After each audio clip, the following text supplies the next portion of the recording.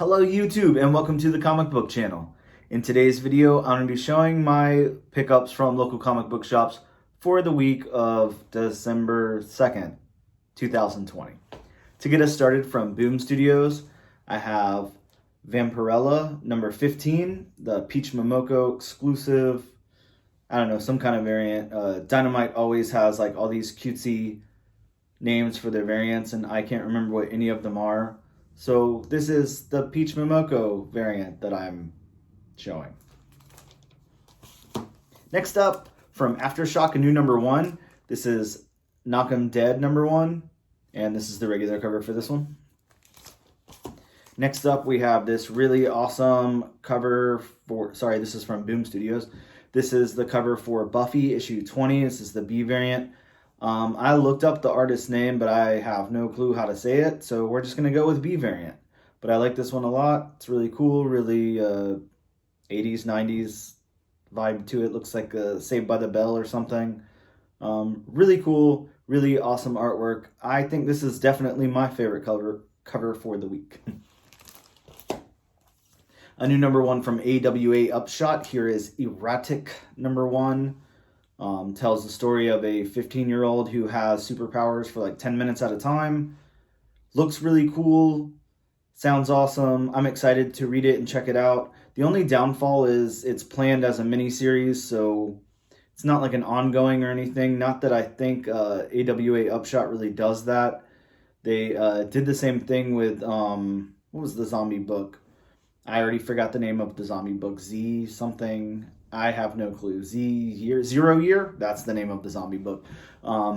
They put out a few issues of that. Then they put out a second volume, which had a different, subtitle to it, which is cool. Like, I understand why people do that for continuality purpose and reboots and renumberings and all of that.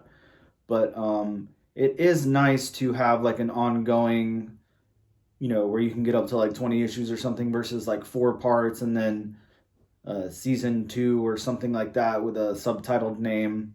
I just prefer the actual title to a book.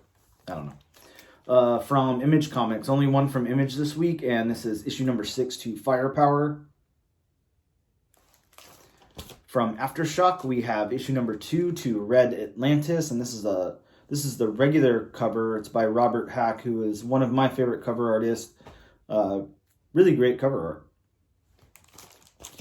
From Dark Horse Comics, this is one of my favorite comics I've been reading lately. This is issue number 4, and it has this great VHS sleeve variant cover. This is a really cool series. If you guys, I feel like I say this every month that it's come out, but if you guys have not read Spy Island, you definitely should give it a shot. It's really cool, really interesting. I don't want to give away anything about it other than you should just read it. Just check out the first issue. I don't know, the story is great, but just for the art alone is amazing. There's some really nice double page spreads, splash pages and stuff. Really cool series. I like this one a lot. I'm really into it. From IDW, I did pick up the second printing of Transformers Meets Little Ponies. I don't know. Sorry, My Little Pony. I don't know. Transformers, My Little Pony, Friendship in Disguise. I don't know what the actual, what goes on in this book, if they're just meeting one another or if they're turning into one another or what's going on, but I did grab that. It's the second printing. There was a lot at my local shop, which I was like, I'll grab a copy, hopefully it's underprinted and people care about it later, but I can't imagine. There was like 40 copies sitting there, and my shop doesn't order that much of anything usually, so interesting. From DC's Black Label, the Sandman universe, here is the Dreaming Waking Hours, issue number 5. Next up, from DC's Young Animal imprint, here is issue number 9 to Far Sector. Part of DC's Black Label, here is issue number 1 of Batman, Catwoman. I think this is just the regular cover. That's all I opted to pick up. I don't know that I'll necessarily read this. I haven't read a Batman book in a little while. I'm trying to think of what the big Batman book I read a little while ago was, I don't know, it wasn't Clown Hunter, it was whoever was going on, the designer maybe. That stuff was really cool, but then it turned out to be whatever it was. So I've been off Batman for a little bit. Maybe I'll try to catch back up. I know Future State's about to go on, and there's some lead into that coming up, but I don't know. I don't know about Batman and Catwoman. I don't know how interested I am in that. Definitely could have done without all that stuff that happened like around issue 50 and after. So we'll see. Speaking of Batman, here is issue number 104, the regular cover. And I also picked up the B variant for that one. We have Deceased Dead Planet, issue number 6 of 7. So that's almost done. It's the regular cover there. And of course, I picked up the movie variant, the Shazam homage there. Really nicely done. It's a very nice cover. I can't remember who the artist was. It's like on the tip of my tongue, but I can't think of it right now, which is going to drive me crazy. It's somebody, you guys are all saying it right now. Type it in the comments below and make sure you start it with, "You're an idiot, this is the artist." But I cannot, for the life of me, remember who this is. It will come to me right after I stop recording, and I'll feel really dumb.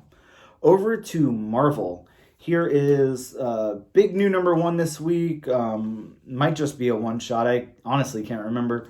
But it kicks off the King in Black stuff. All the King in Black stuff that's going on in Marvel. All the Null stuff. All the crazy Donny Cates stuff. So this is the regular cover for that event. One-shot, number 1, whatever is happening. And then here is the surprise, the secret variant, I guess. This is the difference. Sorry, the difference in this one is it has the Thing there versus the Hulk. So that was the big difference in that one. My store had quite a few of those, but they were limited to 1 per customer on the secret variant. We've got the regular cover to Miles Morales Spider-Man issue 21. And then I did pick up the 1 in 10 incentive for the same issue. Forgot to pick up the B cover, though. I liked that one a lot, and I forgot to grab one. Also forgot to pick up the B cover for this. This is Savage Avengers 15. Here we have a variant for Civil War Snapshot. I don't know, Snapshot Civil War. I'm not sure what the title of this book is. But I did pick that up. That was sold out a couple of places. I'm not exactly sure why. So is this book, and I see why on this one. This is a really awesome cover. It's Fantastic Four road trip one. The Invisible Woman model cover thing there. I don't know. Really, really nicely done. Really awesome cover. A couple of good covers this week. There's not like a whole lot of books this week, but some have really nice covers. Here's a variant for the Union number 1. Then we have Thor issue number 10. The regular cover there. Next up, I've got X Factor issue 5. Here is Hellions issue number 7. And then we've got... to wrap it up, I've got the Daredevil stuff. Here's the regular cover for issue 25. This, I guess, is kind of like the big book this week. This and King in Black, of course. We've got the nullified variant, which is really cool. And then I did pick up the La Roca, I don't know, 1 in 25 variant for this book as well. So I thought that was a really cool cover. I know it's heated up quite a bit online. I'm happy I asked my shop owner to hold this for me, and he did. Because if you want a copy of this now, it's like definitely upward of like $125. So if you see these out there, if you see this video before you go hunting and you see this out there, definitely grab a copy. Should be pretty worth it. But that's all, guys. Thank you so much for tuning in. I appreciate it. Again, let me know in the comments below what you guys picked up this week. Let me know if I missed out on anything awesome. Let me know who was the cover artist on that book. And thank you guys so much. I'll see you next time.